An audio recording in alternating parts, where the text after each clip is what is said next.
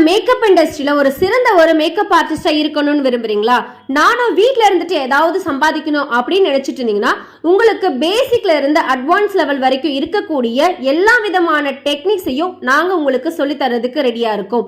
ஆமாங்க, நம்மளுடைய சென்னையில தான் இது ஒரு ஃபுல் அண்ட் ஃபுல் செமினாரா நாங்க எடுக்க போறோம்.